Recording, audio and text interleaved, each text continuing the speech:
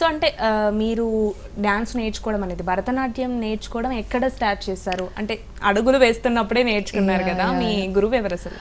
So భరతనాట్యంలో actually నేను Chennai institute నుంచి వివిధ రకాల గురువులు వచ్చారనమాట, ఒక్కరని కాదు. సో నా బేస్ అక్కడి నుంచి వచ్చింది. బట్ ఫస్ట్ ఫార్మోస్ట్ గురువు అంటే రాధా గారు అనేసి బెంగళూరులో నేర్చుకున్నాను. ఆవిడ మా ఇంటికి వచ్చేవారు. తర్వాత క్రమేణా ఇంకా కూచిపూడి వచ్చేసరికి డేగల సాంబశివరావు గారు అనేసి ఆయన దగ్గర నేర్చుకున్నాను. ప్రస్తుతానికి ఇప్పుడు శ్రీమయి వెంపటి గారి దగ్గర నేర్చుకుంటున్నాను. Okay, super. సో ఇప్పటి వరకు ఎన్ని స్టేజ్ పర్ఫార్మెన్సెస్ ఇచ్చి ఉంటారు మీరు? అబౌవ్ 500 అనే అనొచ్చు. Okay, above 500. ఓకే. అందులో మీకు బాగా గుర్తుండిపోయి బాగా ఇష్టమైన ప్రదర్శన ఏంటి? ఒకటి కాదు, 3 ఉన్నాయి. ఒకటి ఫస్ట్ అమ్మవారు వేషం వేసినప్పుడు, అది లోకల్ అనమాట. సో ఆ ఎక్స్ప్రెషన్కి నాకు ఇంకా గుర్తుంది. రాధేశ్యామ్ గారు అనేసి మా గురువు అనమాట, ఆయన మెచ్చుకున్నారు. అలాగే చుట్టూ ఉన్న జనాలు కూడా చాలా మెచ్చుకున్నారు, వచ్చి సాక్షాత్ అమ్మవారే అన్నట్టుగా.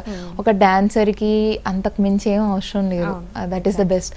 అండ్ సెకండ్లీ శ్రీనివాస్ కళ్యాణంలో వెంకటేశ్వర స్వామి వేషం వేసినప్పుడు. అండ్ థర్డ్గా మా కాలేజ్లో నేను 3 days ఉన్నానన్నమాట ఉపవాసం, దసరాకి. సో అమ్మవారు బాగా పూనినట్టు వచ్చింది. So that was life time experience. Super. So అయితే మీరు చెప్పినట్టు చాలా కాంప్లిమెంట్స్ వస్తూ ఉంటాయి. అంటే మీరు స్టేజ్ పర్ఫార్మెన్స్ ఇస్తున్నప్పుడు అక్కడికి చాలా మంది పెద్దవాళ్ళు కూడా చాలా సార్లు వస్తూనే ఉంటారు కదా, మీకు వాళ్ళ నుంచి వచ్చిన బెస్ట్ కాంప్లిమెంట్స్ అంటే ఏంటి? ఐ డోంట్ నో, బెస్ట్ ఒక ఎత్తు అయితే కొందరు మ్యారేజ్ ప్రపోజల్స్ తీసుకొని వచ్చారు. అంటే there like she's so talented, it should be అనేసి నేను నవ్వాను. మా గురువు గారు ఇలాగే, సో దట్ వాస్ ఫన్నీ అంటాను.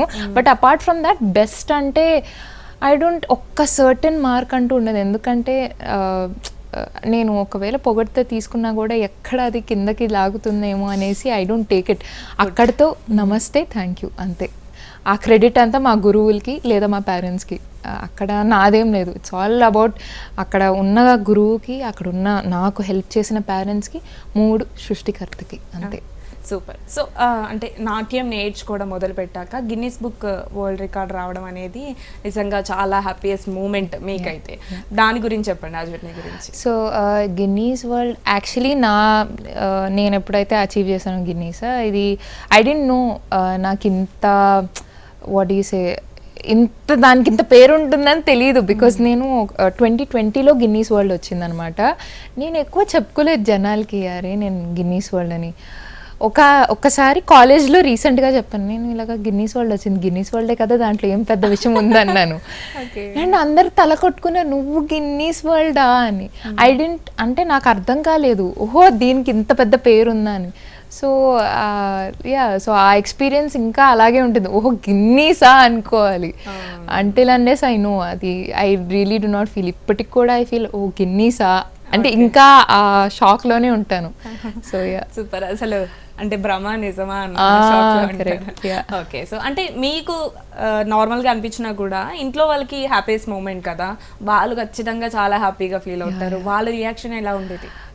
డెఫినెట్గా వన్స్ రికార్డ్ చేతిలోకి వచ్చినప్పుడు ఐ గెస్ మా అమ్మగారు పడిన కష్టం ఉంది. ఎందుకంటే గంటలు ఒక్క క్లాస్కి ఒక్క విద్య నేర్చుకోవాలంటే అవర్స్. ఆవిడ పుష్ చేయడం, రాత్రి పగలైనా ఆవిడ రావటం, ఆవిడ కష్టం అంటాను నేను.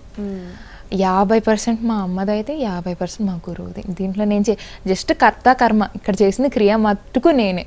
ఆ పేరంతా వాళ్ళకే ఇస్తాను నేను. బికాజ్ వాళ్ళు లేకపోతే, గురువు లేదా ఒక పేరెంట్ అని లేకపోతే ఐ గెస్ గిన్నీస్ వరల్డ్ కాదు, ఏది ఉండేది కాదు. So it's all them. And వాళ్ళు దేవర్ ఎక్స్ట్రీమ్లీ హ్యాపీ. ఇప్పటికీ ఎక్కువ పరిచయం చేయాలంటే, she my daughter who holds Guinness world record, తనకి గిన్నీస్ వరల్డ్ రికార్డ్ ఉంది అంటారు. So I feel good about it, proud అని చెప్పను. ఓకే, అలా చూసి ఓకే, నైస్. సో అమ్మ కష్టానికి ఫలితం అనుకోవచ్చు.